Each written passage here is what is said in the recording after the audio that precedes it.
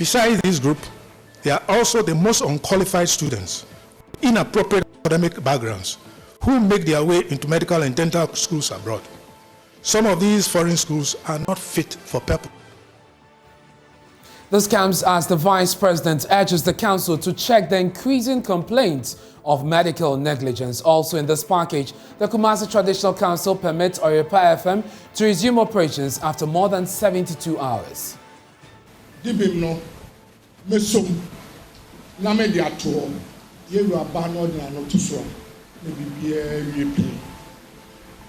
have taken hold of the plea. When the Asante Hene returns, I will relay the information. Go and do your job. At 8 p.m., we'll bring you Prime Business. Now, over 2,000 companies in Ghana are set to be removed from the list of companies from the Registrar General. So within this period, we're hoping that those companies that were on the website, about 100,000 of them, would quickly come and file their returns and update their records. But it looks like they are not taking it seriously. That is how come we're coming up with this other notice that at least 2,500 are also still being taken. Hello again, thanks for choosing us. I am Ernest Manu. A number of foreign medical schools where Ghanaians enroll are not fit for purpose. That's according to Chairman of the Medical and Dental Council. We'll hear from him shortly, but this comment comes as government expresses concern about the increasing complaints of medical negligence among medical doctors in some health facilities across the country. Now, the disturbing phenomenon has in recent years resulted in the loss of lives or avoidable complications in the condition of patients. In some cases, the Vice President, Dr. Mahmoud Bawumia, is urging the Medical and Dental Council not to compromise the healthcare needs of the Ghanaian people, but rather come up with creative means of boosting the local production of doctors. The Vice President said this at the 50th anniversary conference of the Medical and Dental Council here in Accra. Current statistics show that there are only 5 public and 2 private universities training doctors and dentists in the country, with a low number of students intake due to lack of adequate physical infrastructure, equipment, logistics, and appropriate faculty. This has caused many to seek training outside our country.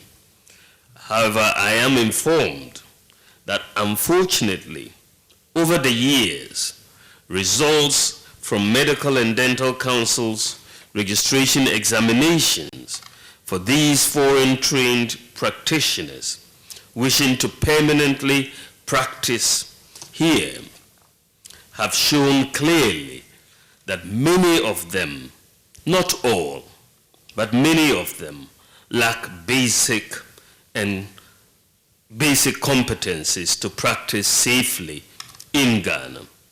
Government is worried about the increasing numbers of complaints about allegations of clinical negligence, poor professional attitude and conduct, inhumane and degrading treatment of patients, and some practitioners who provide services outside their areas of competency of their training. And we are happy that the Council is defining clear boundaries so that the various categories of practitioners know the limits to their practice in the interest of patient safety and well-being. We can now hear from the chairperson of the Medical and Dental Council, Professor Paul Nyame, who has alleged that a number of foreign medical schools where Ghanaians enroll for medical training are not fit for purpose. He however vows that the council will jealously guard the medical and dental space from those unfit who are trying to flood the market. Professor Paul Nyame was speaking at the 50th anniversary launch of the Medical and Dental Council here in Accra. The council is acutely aware that many qualified young people are unable to gain admission into medical schools in Ghana, excluded mainly by limited places, forcing some of them to go abroad. This is unfortunate, but it's not peculiar to Ghana. Besides this group, there are also the most unqualified students with inappropriate academic backgrounds who make their way into medical and dental schools abroad. Some of these foreign schools are not fit for purpose. They have been set up to lure poor third world students some of whom are enrolled by commission agents. How come the host countries never allow the foreign students to register and work within their jurisdiction after they graduate with medical qualifications? Let's go to Zoom and do some more on this development story. Dr. Thomas Anaba is Executive Director of the African Center for Health Policy Research and Analysis, and he joins us. Thank you, sir, for your time on Joy News Prime. So, what do you suspect may be accounting for the increase or the surge in medical negligence that's got government worried? Yeah, thank you very much, and good evening to your cherished viewers. I think that it is because patients are now reporting medical malpractices to institutions that regulate medical practice. Right. And I think that the media is also zooming into some of these things. Also, there are NGOs that are supporting patients who think they might have one way or the other been maltreated or malhandled by health facilities. So therefore, these things are coming up. And also people are getting educated about medical health issues. The network, the internet is there. People can zoom in to know about a diagnosis you've made, what treatment you are supposed to give. So there's a lot of education, there's a lot of awareness created. And also medical and dental council is also calling and always advising clients to report any malpractice that they think that they are not comfortable with, any facility that has treated them. So I think these are some of the causes of the increase. So basically you're saying that these infractions or negligence already exist, except that we have a lot more light being placed on them, which is why we are seeing an increase in the recorded cases. I think so. I think there is. And also we can attribute it to what the council chair just said, that people find themselves into the profession when they know at the basic level they never did anything related to science. They go into universities that pick them and train them as doctors when they know very well that those universities perhaps haven't got the needed human resource and practical training for those people to become doctors. It can be true. But the question is, what is the prevalence of that? How many of such people do we really have in the system? No, we have a good number of Ghanaians who have trained abroad. Yeah, I don't think I'm one of them. They used to work together in a law firm. Well, apologies for that technical hitch there. Let's get back to Zoom and speak to Dr. Anaba, who is just telling us about the prevalence of unfit medical personnel, so to speak, as we heard the Dental Council talk about. Dr. Anaba, you're back with us on the line. You are making the point about how increased that number is on the market. We have a good number of foreign trained doctors in Ghana, nurses, especially doctors. And as I speak now, I am one of them. I was trained abroad throughout my entire life to practice medicine. And I can tell you there are a very good number of us who are doing fairly well. I don't think I'm that very good, but I think there are a very good number of us doing well. There are a few of them too who are not doing well. As the chairman said, some would really go out to study medicine simply because the vacancies, the chances in reading medicine in Ghana is too limited. So those are the people who come home and they are good. But those who pursue some, literature and other things, agriculture, and just because their parents want them to be doctors, they find them opportunities abroad that do not press on the needed qualification to read medicine. Those people go and read medicine and come home, and they are found wanting. But let me tell you, there are also Ghanaian trained. There are also Ghanaian trained who also have some bad practices. And I don't think that it is only entirely those who come from abroad who are not doing well, but there are also some within. It is the regulatory body that is supposed to sit up, the supervising authorities within the hospital that are supposed to sit up. I'm telling you, there are doctors who have graduated after their housemanship, have gone to head medical facilities in districts.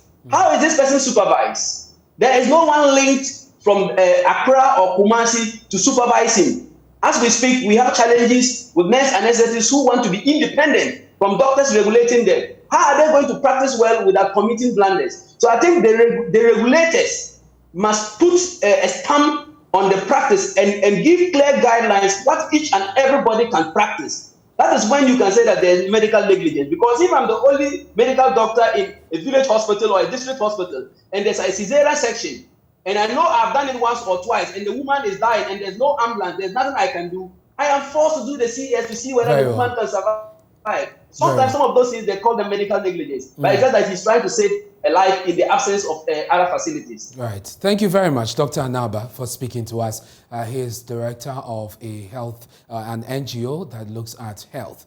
Now, there's pressure mounting on Auditor General Johnson Ekuamoah to disallow unlawful public expenditure and surcharge officials who have been implicated in the Auditor General's report. Disallowance and surcharges were a key feature during the tenure of Daniel Domelevo as Auditor General, but since his forced retirement, his successor, Johnson Ekuamoah, has not disallowed any expenditure or made any surcharges. More than 32 CSOs under the umbrella of the Coalition for Democratic Accountability and Inclusive Governance are now set to picket outside the office of the Auditor General, whom they accuse of blatantly refusing to perform his constitutional duties. Kweku Asante joins me via Zoom with details of a statement issued by the CSOs. Kweku, the CSOs are clearly not happy about the Auditor General's position when it comes to surcharges and disallowances. What are the issues they enumerate in that statement? So according to this letter that is directed to the Ghana Police Service, they are notifying the police of their intention to picket at the offices of the Auditor General. It says that I write for and on behalf of the Coalition for Democratic Accountability and Inclusive Governance to notify you of our group's intention to picket at the area outside of the office of the Auditor General.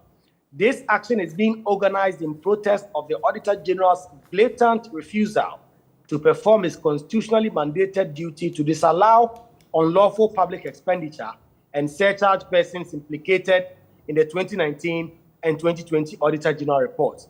They go on to say that some letters that they've written to the Auditor General, the current Auditor General, Johnson Ekuamoah, have all gone unresponded to, and they've been left with no other option than to picket at the office of the Auditor General to ensure that this constitutional imperative is met. And we know that Occupy Ghana has also waded into this controversy. They have a separate statement on that. What is the crux of the issue they raise? So, Ernest Manu, at the heart of the claims of the Occupy Ghana, they say that they will be looking to going back to court to force the current Auditor General to do his constitutional imperative. But the statement also says that since the appointment of the current Auditor General, we have noticed on an inexplicable reluctance on his part to disallow and surcharge, even when his annual reports point to constitutional disallowance and surcharge triggers. The Auditor General refuses to issue them, contrary to the mandatory demands of the Constitution and the Supreme Court.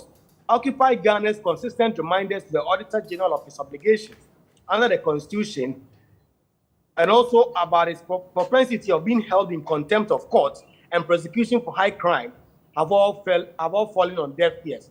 So this is also the second CSO that is complaining that their letters, their reminders to the Auditor General have not been responded to. Kweku, thank you very much. Let me take you now to the Ashanti region, because residents of Sokoban in the Nshiansoko constituency blocked the Daban and Pabem Road during rush hour Monday morning to vent their displeasure at government's failure to complete a road project in the area. For 2 years, the area demarcated for road construction has been plagued with deplorable link road recording near road accidents. The residents are threatening to boycott the 2024 general elections if the roads are not fixed.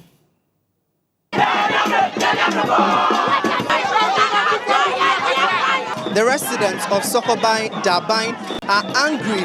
They are demanding that the government comes immediately to fix their roads for them or face their wrath in the next general elections.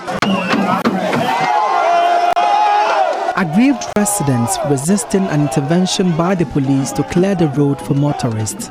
Clad in red headgears and armbands, residents of Sokoban, including the traditional council of the area, mounted roadblocks preventing vehicles, including this ambulance, from accessing the route. These cars have been here for almost 2 hours. Some of them have been coming from Trede, Obuase, and adjoining communities to use these routes and easily reach the Kumasi city center. A police reinforcement numbering over 20, led by Ashanti Regional Deputy Police Commander ACP Kwesi Ano Ahin, eventually convinced the unrelenting residents to open the road for traffic. It's been 2 years now after contractors demarcated the road for construction. The 1 kilometer stretch of road in the community has since not seen its completion.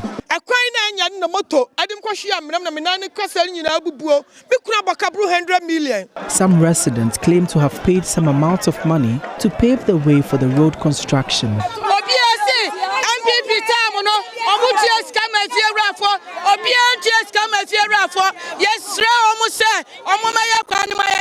fit the road just up here and you continue from the other side, leaving the main town. Why? Looking at the stretch, it's not even up to 1 kilometer. So what we are doing is that we're just demonstrating for the government and other parties to know that we really want our road to be fixed. We've been to the various places that we need to be. I think this is the last resort that we are taking. If nothing is done, every 2 weeks we are going to embark on this kind of demonstration. It is alleged a stone god sitting close to the road is the cause of the stalled road project. Queen Mother for Sokoban Oheneyere Sewa Ampoma team says the traditional council is ready to pacify the goals for the construction to take off. The main reason is that they've not given the houses involved their compensation. The gods, I came to meet it, so I can't use my own capability to take it. We have to do rituals, and I've let them know about it. So in due time, we will take it for the government to continue the work. For Joy News, Emmanuel Bright Kweku reporting. And still in the Ashanti region, the Kumasi Traditional Council has permitted the management of Oyepa FM to resume operations.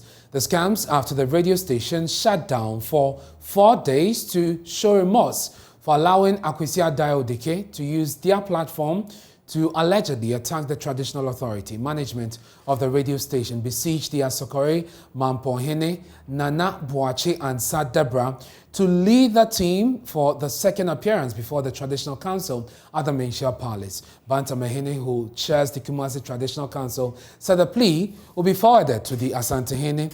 Nanaya Ojima was there in our report.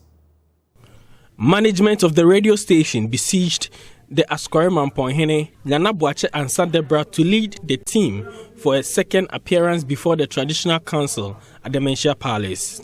In the company of some leaders of the Methodist Church of Ghana, a representative of the Asokore Mampohene led the delegation to plead on behalf of the station. The radio station said stringent measures have been put in place to ensure panel members on the radio shows do not get opportunity to disrespect authority. Former chairman of the National Peace Council, Professor Emmanuel Asante, added his voice to the pleas. The whole idea is that Oyepa people came to see us, to plead on their behalf for what happened in respect of what was said at their studio.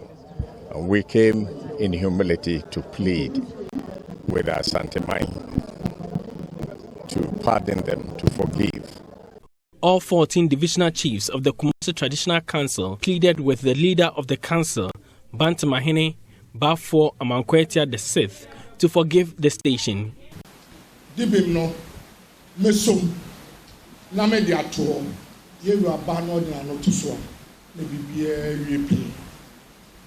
I have taken hold of the plea. When the Asantehene returns, I will relay the information.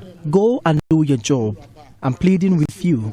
Go and work accordingly. I know issues of this nature will not repeat itself.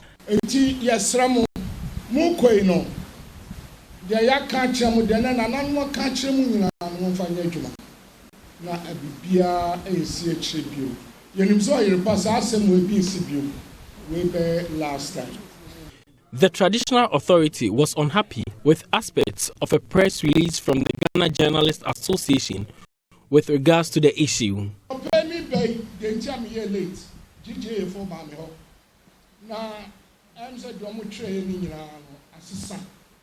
This morning, I came in late because the GJA came to my house to apologize. Whatever was in the press release has changed. They came pleading to us to forgive them.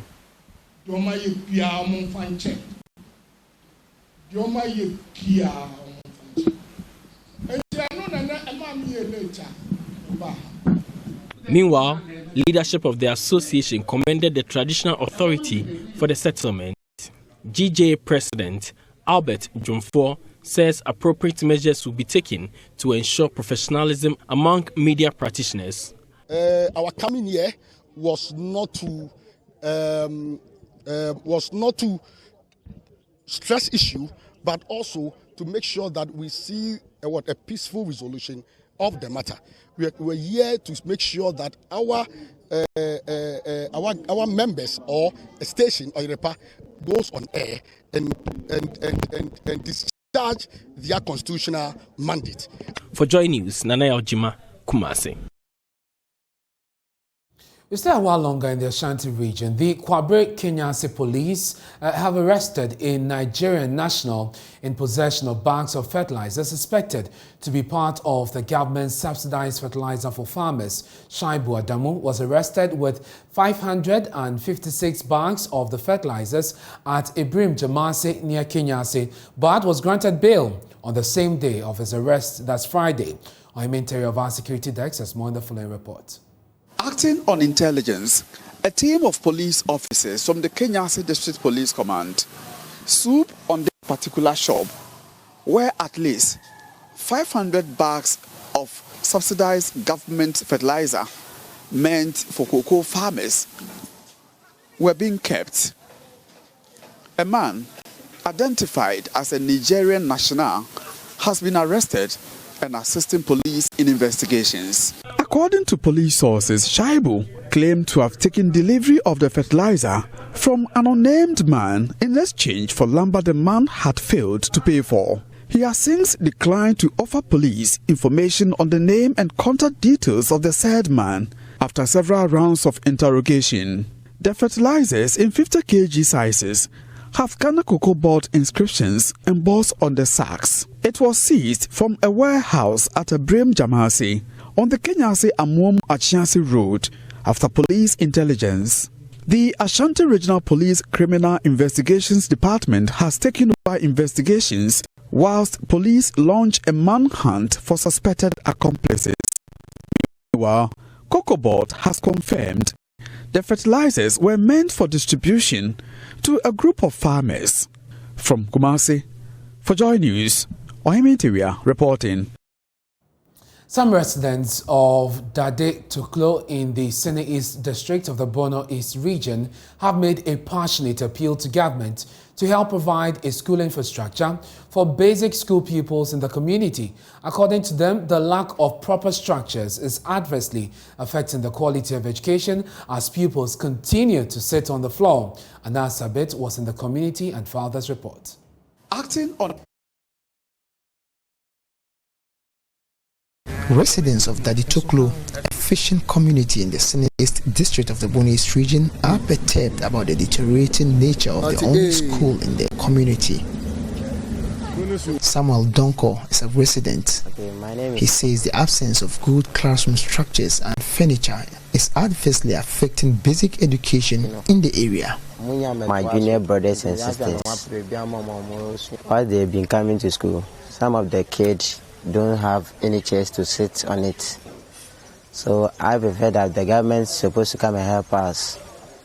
And if you see the roofing sheet and the construction of the school, school things are not going well. Mary Esiwo is a concerned parent. She expressed worry at the fact that children of the community struggle at the junior high school level due to the lack of classroom structures. Our biggest challenge is the education of our wards. When our children get to the junior high school level, they do not have a structure to study in. So we are appealing to government to provide them with structures to aid their studies. The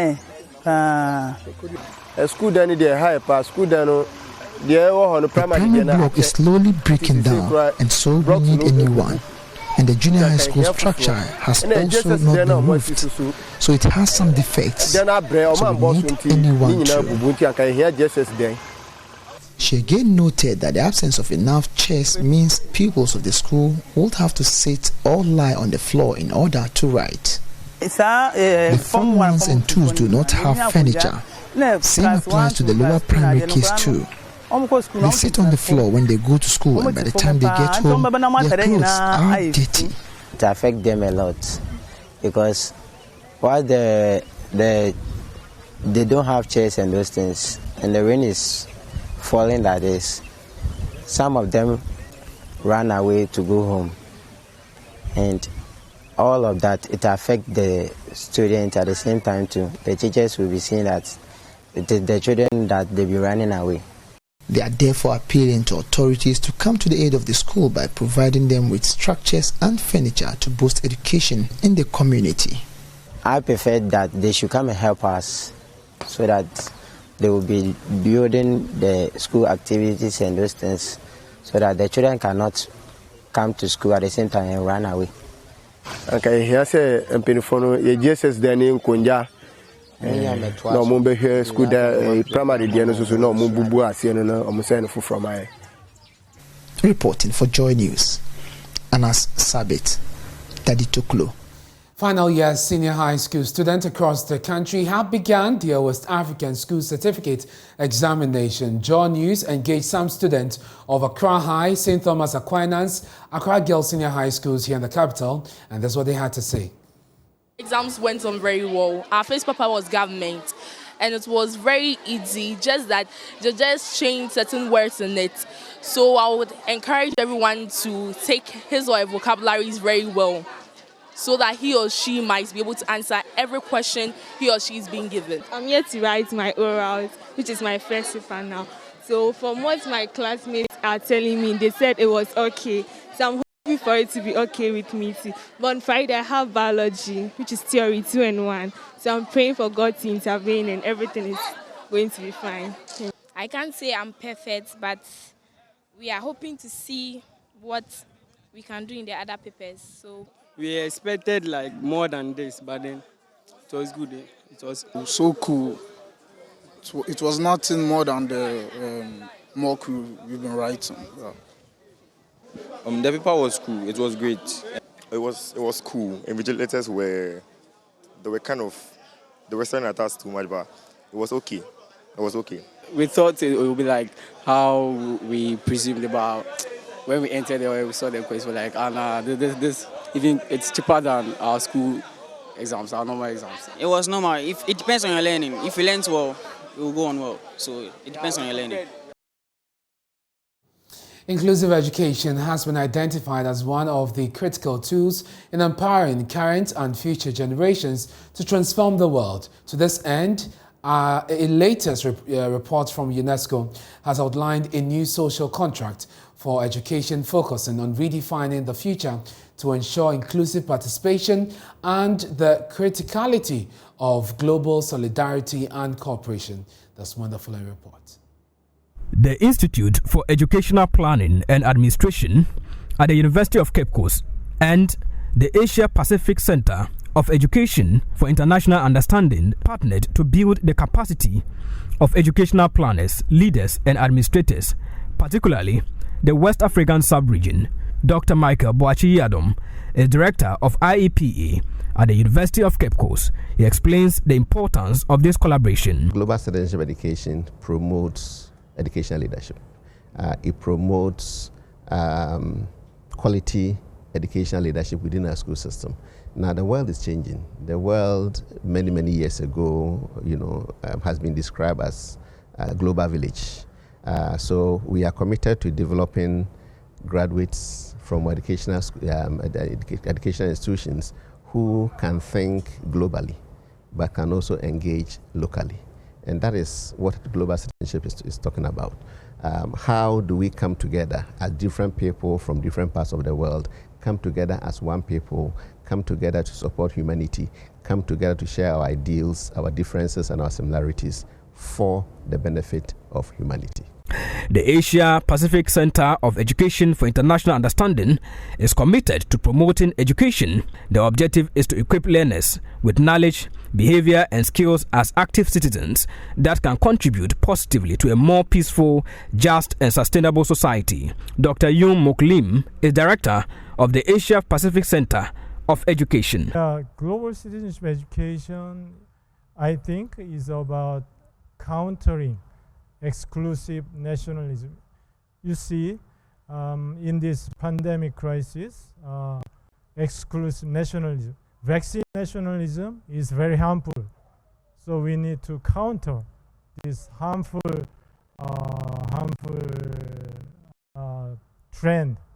So global citizenship education is very important because it helps us to fight against exclusive nationalism, discrimination.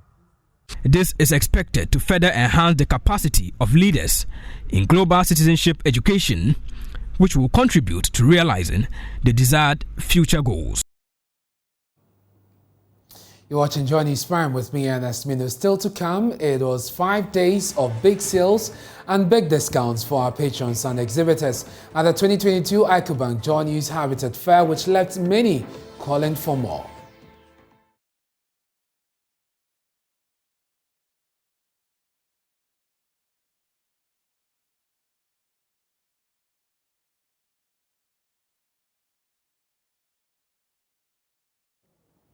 Thanks for staying with us here on Joy News Prime. Inadequate accommodation facilities in Nalerugu Nursing and Midwifery Training College is exposing female students to sexual attacks. The situation has also made it difficult for the school management to provide effective supervision and control of the movement of the students who are all staying in rented houses outside of campus. This challenge, in addition to inadequate classroom buildings, according to the school's account officer, is adversely affecting the provision of quality nursing and midwifery training for the school. Mr. William Mumuni, speaking in a meeting with a member of parliament, raised a deep concern over the situation and appealed to the MP to intervene in the completion of several infrastructure projects that have been left uncompleted for over 6 years now. Liasutanko reports. This is the accounts officer of the college, William Mumuni, speaking during a meeting with a member of parliament, Alhaji Baba Seidu Isifu, who was in the school as part of a working visit. The school management member was detailing the impacts of the challenge of inadequate teaching and learning facilities, which he said was affecting the delivery of quality nursing and midwifery training at the college, starting with the problem of lack of accommodation facilities for the students. A lot of our students are raped sometimes because we don't have control. Most of them are still outside, we don't control. But assuming they were housed in-house, I think that will be able to manage them and be able to protect them, provide security for them. But the hostel that is there, our old school hostel that we have, is a very small hostel. So other stories now. In scores of residents of Gadbini, a community in the West Mampisi municipality of the Northeast region, have been displaced after days of heavy rain in the community. In October last 2 years, the community was again submerged in floodwaters, prompting a Joy News campaign dubbed Up to Us to raise relief items for the victims. The victims who spoke to Joy News blamed the recurrence on the government's failure to deliver on its promise to construct drains and gutters over there. Liasutanko has more. Residents of Gagbini in the West Mampisi municipality are yet again calling for assistance following the destruction of their properties by floods caused by days of heavy rains. The flooding, which occurred Sunday, has displaced over 50 people, with at least 4 houses destroyed completely and bags of foodstuffs and other properties washed away. A visit to the community saw that the displaced person had been left stranded with their salvaged properties on the road with nowhere to seek shelter, as their family and relatives were also affected. Some of the victims who spoke to Joy News blamed the local authorities, who they accused of failing to deliver on their promise to construct drains and gutters to ensure easy flow of water during the rainy season. They are calling on the government, especially the Vice President, to come to their aid. They raised the road. They raised the road. The road is big. So the water they couldn't pass the bridge. So I beg government to come and do that culvert for me and the community. So I beg government to come and do it. Mr. Laban say, bridge, wahano. You got to from your panacho, so Baba bridge, Biabanya hoto, into your panacho, on rain, a bind to a nimber hair wine, to anywhere and I ble. Yato no pay, as I am missing of Miss Solly, say a cabin, and soon by an ever fire, your bank on the dance in Yina, Equa Yato, your near Diana, come that day, your near Diana, bedi. Ne so asawa be se nkoto do from ye sla ban so ven mo mo aye na bridge na nye bridge na ye be nya hoto omo first na ebe se ye na ama efe ni nya to fa afa nyema nyina ye dua ni nyina fa ko e na omo so mba be ye bridge no omo ambeye omo be kasa sa ama ya foto omo ambeye bridge na ama se etina ye ni ba be da. The National Disaster Management Organization in the region, after they assess the situation, is here to come to the aid of the displaced victims with relief materials. Here is the Regional Director, John Kwaku Alasan, speaking to Joy News. I have appealed to the people of Gagbini and the neighboring communities to stay away from these waters, so that when the water recedes, they can go back with their normal work. What we are doing now is that some of these areas are flood-prone areas, and it's not once. 2020, we experienced a similar situation where the Vice President himself had to come down to offer a very huge support for the victims, and it's not been easy. Even some of the rooms that ECOWAS came in to construct for the people also got flooded, and some of them were collapsed. And so we are still talking and appealing to residents in the municipality. Even beyond that, we are told that the water has started entering the Mampuhu-Maguri area. So we are calling on residents to take their lives and their safety into their own hands and ensure that they are not consumed by this flood. From Gagbini, Ilyas Sutanko for Joy News.